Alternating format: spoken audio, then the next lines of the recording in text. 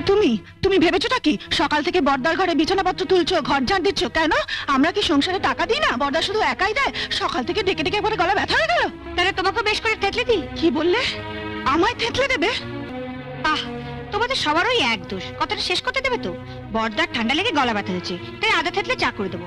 আর তুমি বলে না যে আমার জন্য চেঁচিয়ে চেঁচিয়ে গলা ব্যথা হয়েছে, এই তোমাকে একটু থেতলে। থাকা মাচা পর হলেও চলবে। আগে এই শাড়িটা নাও, শাড়িটা সাবান দিয়ে কাচবে, কেচে মার দেবে, মার দিয়ে ছাদে গিয়ে শুকোতে দেবে। আর হাতে একটা কঞ্চি নিয়ে দাঁড়িয়ে থাকবে, দেখবে শাড়িতে কাক না বসে, বুঝলে? তারপর শাড়িটা শুকোলে ইস্ত্রি করবে, ইস্ত্রি করে আমার হাতে এনে দেবে। আমি এই শাড়িটা পরে সন্ধ্যেবেলা দাদার আশীর্বাদে যাবো। দাঁড়াও, তুমি তো গড়গড় করে বলে গেলে। আমি ঠিক বুঝতে পারছি কিনা দেখি। শাড়িটা নিলুম, এটাকে সাবান দিয়ে কাচলুম, তারপর ছাদে গিয়ে শুকোতে দিলুম, তারপর একটা কঞ্চি নিয়ে রোদ্রের মধ্যে দাঁড়িয়ে রইলুম যাতে কাকে না করে। তারপর এটা সন্ধ্যাবেলা ইস্ত্রি করে তোমায় দিলুম। ঠিক আছে, বুঝতে পেরেছি। না, ঠিক নেই। ঠিক নেই? কাঁচার পর মারটাকে দেবে? মারের কথা তো তুমি ভুলে গেলে। কি যে বলো বৌদি, মারের কথা আমি